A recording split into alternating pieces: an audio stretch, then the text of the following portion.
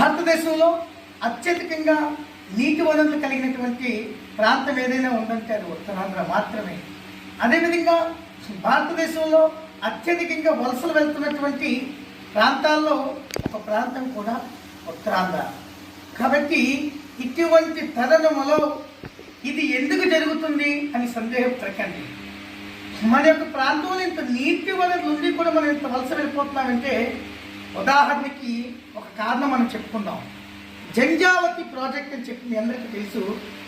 10 దశాబ్దాలుగా ఈ యొక్క ప్రాజెక్ట్ ఏదైతే ఉందో ఆ యొక్క ప్రాజెక్ట్ నిర్మాణం చేసిన మధ్యలో ఆపేసి ఎవరైతే యొక్క అధికారులు కానీ రాజకీయ నాయకులు కానీ నిమ్మకి నీరెత్తకుండా ఉండేలాగా వ్యవహరించడానికి గల కారణం ఈ యొక్క జంజావతి ప్రాజెక్టు నిర్మాణం కాకపోవడానికి గల అతిపెద్ద సమస్య.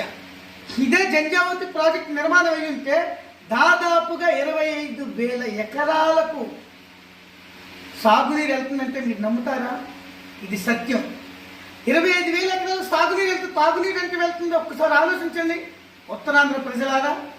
అందుచేతనే 30వ తారీఖు 5వ నెల శుక్రవారం ఉదయం 9:30కి 108 మందితో సామూహిక జంజావతి జలహారతి ఇస్తున్నాం.